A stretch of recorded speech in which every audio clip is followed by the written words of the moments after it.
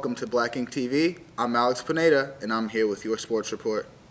6 months after the Boston Red Sox galvanized the city in the wake of the Boston Marathon bombings, the team brought a championship home to their fans. During the championship parade, the team stopped at the finish line of the Boston Marathon as a tribute to the victims of the bombings. David Ortiz was named World Series MVP.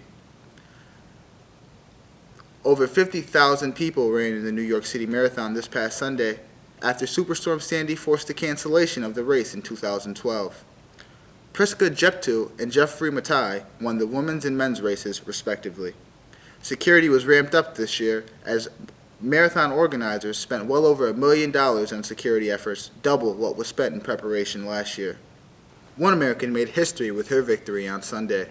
Tatiana McFadden completed the sweep of the Boston, London, Chicago, and now New York City Marathon women's wheelchair races, becoming the first person to win all 4 major marathons in a single calendar year. The Hofstra University basketball teams begin their seasons this Friday. The men start the season at home, hosting Monmouth, under new head coach Joe Mihalik, who looks to turn the program around after 4 players were arrested in a burglary scandal that left the program in shambles at the end of last season. The women start the season on the road at Robert Morris. A former Hofstra men's basketball player, Mike Moore, was selected in the 4th round of the NBA Developmental League draft by the Erie Bayhawks, a New York Knicks affiliate.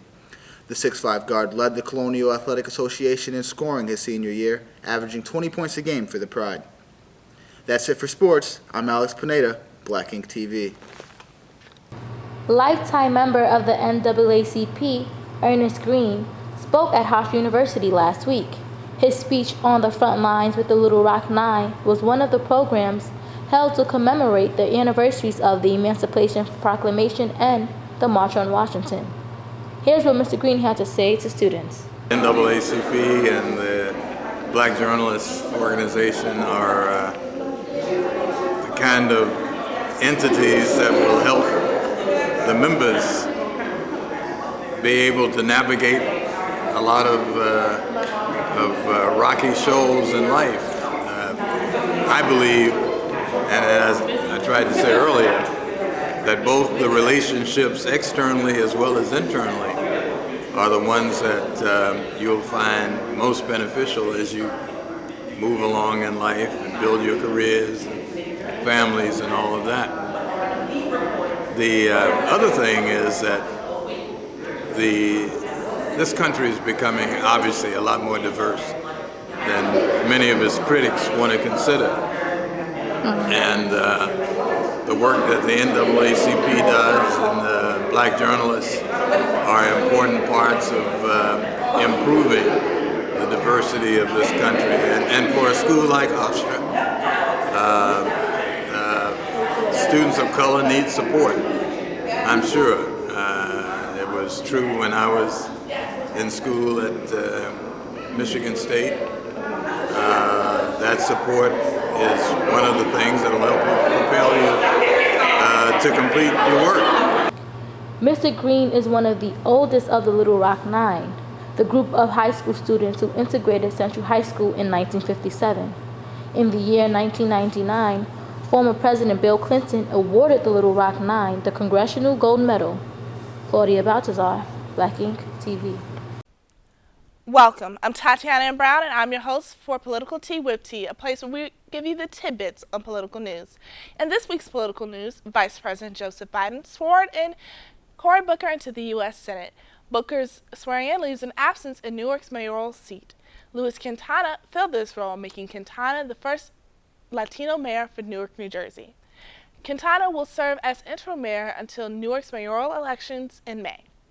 In other news, the women of the Supreme Court have an official portrait. The 4 women, which include Elena Kagan, Sonia Sotomayor, Sandra Day O'Connor, and Ruth Bader Ginsburg, will be displayed on the National Portrait Gallery for the next 3 years. Tatiana Brown, Black Ink TV. Hey everybody, welcome to Entertainment News for Black Ink TV. I'm Elisha McNeil. And I'm Djenane Beaulieu. And we're here to give you the scoop. What's going on, Djenane? Well, Chris Brown is definitely having a hard time this week. On October 27th, he was arrested in Washington, D.C. after allegedly punching a man in the face outside of the W Hotel. Now, the alleged victim claims that He and his friend were simply trying to photobomb a picture that Chris Brown and 2 of his female friends were taking. Now, because of the photobombing, that's when the assault ensued, and the victim's nose was left broken. Now, in Chris Brown's defense, he claims that the victim was trying to sneak on board to his tour bus, and his bodyguard was trying to stop him. And the bodyguard was the one who punched him in the face, not Chris Brown. So now Chris Brown and his bodyguard are both facing jail time. So the thing is, Chris Brown is still on probation after the assault on Rihanna. So if convicted, he could face up to 4 years in jail.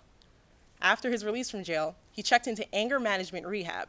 Now, whether or not checking in could save him from this 4-year jail time, well, who knows? We'll see about that. Wow, that's crazy. I know.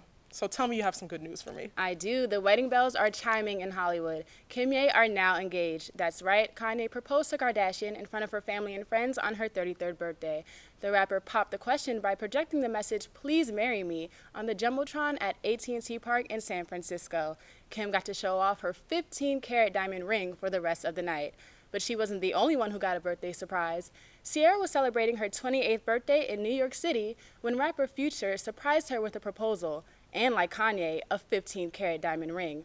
Although the proposal wasn't as over the top as Kanye's, judging by Sierra's recent tweets, the singer is beyond excited. No word yet on when and where the couples will get married.